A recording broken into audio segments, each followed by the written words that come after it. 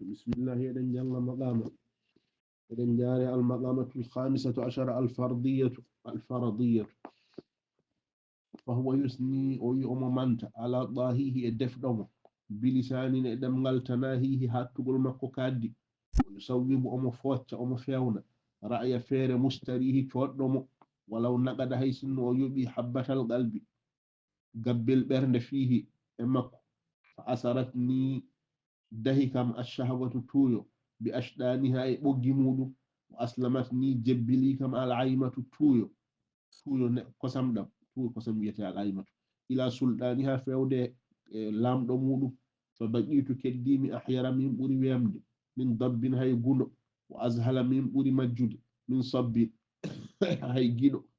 لا وجد كاليس ألا يوصلني مؤن يتنم إلى نيل ودنج المراد هم مويا ولذة الدكم من الازدياد بيدوراد ولا قدم ولا فلو يداويني أنا دفتوكم على الذهاب إياد مع حرقة ولد السمرم الالتهاب الدلني تقول لكن كنا الحداني سوغي كم القرم تيو وصورته فسق المود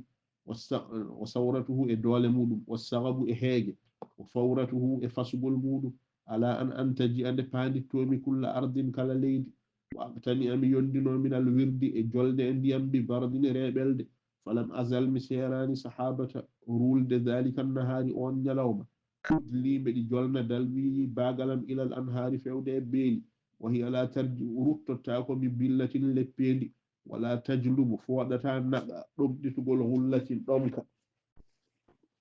إلى أن صغت الشمس هاناني أونيني للغروب متل وضعفت النفس في التأنو أوني من اللغو في التأنو لوي من اللغوب تمبر فرحت جارمي بكبد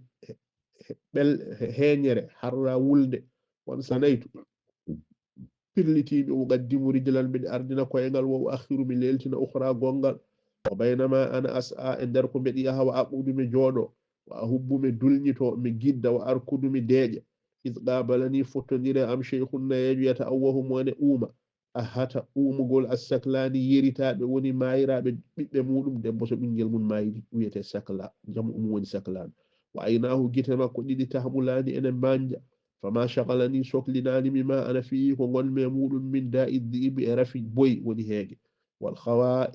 بول ريدو المذيب والخواء حاجي تتل المذيب تاينو أنت عادي قاوتنا مداخلته نات دجر دمكو ودمنا في مخاتلته جنفا دمو فقلت لهم بموميا هذا إيه ما أودو إن لبكائك نواد بجما دي سرا غندو